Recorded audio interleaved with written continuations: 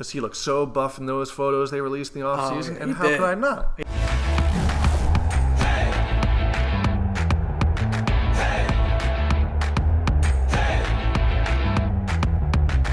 Welcome to the Fantasy Underdogs Podcast with your host, Dr. Ike and BJ. We're gonna do some rankings. Yeah, we're gonna release our early. top five rankings. I think, Ridge, we're gonna be disagreeing a lot today. You think so? I think. Well, that's kind of what we do. That's fine. We're kind of different people. I'm up for a debate. Up for a debate. You up for being wrong? I'm usually not. All right. Well, I have a lot of arguments against that. Anyway, let's start off. Who is your number one player? My number one is actually you're wearing his jersey. How ironic. Wow. How I did it for my ironic. cat, not for my number one pick, though. Yeah, Ezekiel Elliott is going to be my overall number one right now. Why? He's done it before. He is the horse of that offense. The offensive line is still good. He scores touchdowns. Last year he actually was catching passes. You got Travis Frederick back, too. Is he healthy? He's healthy. He's healthy. They So said he's playing. even better, even another upgrade there. You know, that team relies on Zeke. He's probably guaranteed double-digit touchdowns. He's going to start catching. I agree. I mean, I think he had like over 40 receptions last year. You know, and he's always a threat to be the leading rusher in the NFL. So that is why I would take Zeke number one. Now, I disagree. Can you guess who I have number one? Just take a guess. Wild guess. Well, guys. You don't know what goes on in his head, but just give me a guess. I mean, I know who you took. I see the list. Shit.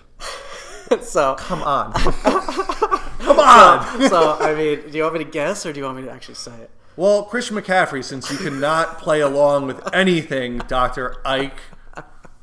I have Christian McCaffrey. You want to know why? Tell me. Because he looked so buff in those photos they released in the offseason. And he how did. could I not? He did. He was already fast. He only had like 6 bench press reps in his draft. He's obviously boosted that. Whether that's just eating more Wheaties or if he's on some kind of juice with a masking agent, I don't know. Yeah. I don't care. Don't be surprised if he gets a drug test. Yeah, he anytime probably soon. already did with those photos. But he looks... I didn't expect him to be that good last year. He proved me wrong. And I don't think there's anything going into this season that's going to change that. As long as Cam is healthy, even if he's not, I still think he's productive. He is the bell cow, and he does it all. He is what we thought Reggie Bush would be, but he's actually doing it. He is actually putting it all together. I think he's the second most talented to Saquon, but I think he puts it all together this year. This is going to be his best season by far, and that's why I think he's number one. Yeah, I agree. So, And just to go quickly, I have Zeke as my number two. Okay. You already gave pretty much every reason to like him, so let's go on to your number two. my number two would be Saquon Barkley. Okay. You know, Giants homer. He was originally my number one, but with the downgrades the Giants has done on offense, you know, with weapons and, you know, they did actually upgrade the offensive line pretty nicely this offseason. They did. They did a tackle in Remmers. They got the guard in Zeitler. And they upgraded it last offseason. So hopefully the offensive line is better. You know, maybe they'll be able to get more than 1 yard after contact. Yes. You know? But a big thing that they're missing, I think, though, and which is why I actually have Saquon 3, which is, you know, that's still, obviously, I think highly of him. But I think losing Odell and not being able to stretch the field, they just got Golden Tate, who's much like Sterling Shepard already.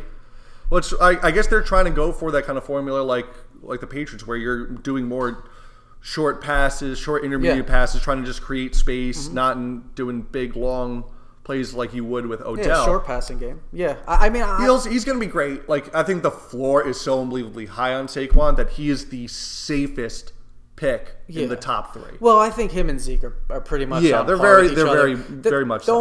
only thing I would say the difference between them is I believe Zeke will score more touchdowns, and I believe Saquon will be much more involved in the passing game. I think screens all day long, swing passes. He did it last year. He's going to do it again this year. Yeah. So that's why Saquon will be number 2 on my list. Who's number 3 for you? Number 3 on my list is Alvin Kamara.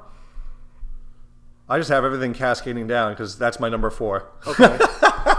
Well, so Alvin Kamara, no Mark Ingram. Huge plus. I Yes. mean, the guy is a bona fide stud. He We know was that. the number 1 player in fantasy before Mark Ingram came back from suspension last year. And he was almost the number one. Maybe we with have Mark Ingram. him. Maybe we have him too low because honestly, I think that kind of makes me rethink things. Like there is a case to be made for any of these guys as number 1 pick, but I think technically Kamara is in the best offense out of all 3 of these. Yeah. Oh no, I agree. For all the I 4 agree. guys that And- we've mentioned so far. And Sean Payton loves him. We know that. The guy catches passes, scores lots of touchdowns. Yeah. I mean, and runs the ball effectively. And he has no threat this season. So, I mean, honestly, you can't go wrong with this guy. I think I'm already moving him up. Yeah, I don't know where. I got to put a lot more thought into it, but it's possible. I really see he could definitely be a number 1 running back. So just to recap, these 4 guys right here can go in any order. To be honest, I think you could interchange. I don't think them. anybody could be like, you're stupid for taking Kamara first. Yeah. Like, that's outlandish. Like, no, all of these guys, I think this is probably the strongest top 4 I've ever seen. Yeah, no, I agree, and I mean these guys. Like I said, you could interchange them any way you want. You're getting an absolute stud, an advantage with one of these 4 guys. So if you have a top 4 pick going into 2019, you should definitely have a smile on your face. If you somehow had, like, if you have a choice of where to draft for some reason in your league where you get to select it, maybe like you have a league where wherever you finish, if you finish last, you got to choose where you pick. I think the number 4 pick is probably the way to go just because of that strategy, so you can get a better guy in round 2. Yeah, I mean, yeah, this makes sense. I mean, That and also rare there's league no where that stress. exists. There's no stress at that 4 pick. You know, basically Yeah, you're just taking the choice and is falling. made for you and you feel fine. Yeah, the one that we do differentiate on Is is number 5. number 5. And I took somebody who didn't play last year as my number 5, and that is Le'Veon Bell. Wow. Yeah. Reason why, I mean, if Le'Veon did happen to play last year, he's in conversation in top 3. Okay? The guy didn't play last year. Yeah, he might be a little out of shape right now, but he's still a stud. He has 0 wear and tear on his body for an entire year. A lot of rest. You know? And the Jets are going to pound this guy down everyone's throat. He's going to catch passes. He's elusive.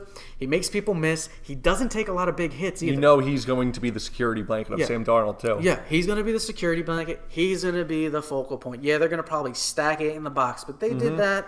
Well, they didn't really do that. But in you still got Pittsburgh. Robbie Anderson, Chris Herndon, and shoot, I can't remember his name. Starts with a Q. Anyway, yeah, that's him. You got guys to take pressure. I mean, more than anything, you got Robbie Anderson taking the lid off the defense, so that helps. We've seen Odell do that. Not saying that he's Odell, but he's a speedy guy that you have to be aware of. I think that helps out Le'Veon a lot. That'll help take the safety out of the box, you would hope. Exactly. You know? I like him. I don't, as a Jets fan, I love him, but I still view him as more towards the later half of the first round. Me, number 5 is, I have him ranked way higher than any site that I've looked on, at least in the past 15 minutes, and that is Mr. Joe Mixon. They made a big attempt at upgrading their offensive line this year, and I thought he was so talented. Watching him when he was healthy last year, he was kind of Le'Veon earlier in his career. I think he's learning. He is a patient guy. He's just going to get better at that, and with a better offensive line, that just gets better. Maybe somehow AJ Green can stay healthy for an entire year, but I think that offense, like the team overall, I think is garbage. But I think that offense is going to be a sneaky offense that people forget about. And that's why I think if all things click. I'm curious on how the Joe Mixon thing, because I like Joe Mixon. I liked him last year, and I like him this year. I think the situation isn't the best. I mean, you got a new head coach over there, Zach Taylor from the Rams. So he's going to probably try to bring in a new type of offensive scheme. You know, they're going to be quick pace and everything. Yeah. And then you still have Andy Dalton, who, I mean, I just don't see it. But he always Andy Dalton, yeah, he's not a good real life quarterback, but everyone around him seems to always do good. They always have running backs that produce. They always have wide receivers that produce. That's true. I mean, like I said, I like Mixon. I think 5 is a little high for him. He might end up finishing high. I just see that I don't see that offense being super productive where he's going to be able to score a plethora of touchdowns to be considered as I think in the one top 5. thing to consider, though, and it's something you only think about this in fantasy, is the fact that I think that defense is dreadful, and that adds value to the offense because they're constantly playing catch up, and he's a guy that can catch out of the backfield. he's not coming off the field, so he's still going to put up a lot of points. Well, they still have Gio Bernard, who is, their receiving back and everything. Joe Mixon, I think they give him I get everything it. that he can handle this year. Mixon's going to get his 20 carries and probably 5 targets. Because he got that last year. Yeah, he got all the touches last year when he was healthy. Yeah, no, I agree. Like I said, the reason why I wouldn't escalate him to a top 5 ranking is because I don't see him scoring that 9 to 12 touchdowns in a season. I think that number is down more to that 5 to 7 range, which, unless he has a boatload of catches and a boatload of yards, it's going to put him back a little bit. Maybe I think it's 6, 7, very 8. realistic to expect 8 rushing touchdowns and 3 passing touchdowns. I think that's very realistic for him, which puts him in that conversation of a top 5 running back. Yeah. But yeah. And with that, that'll be our top 5 rankings for 2019 at this moment. Please, probably going to change around a bit. I think I already changed Alvin Kamara in the past 5 minutes. These are definitely not final, so we will be talking more about these going forward.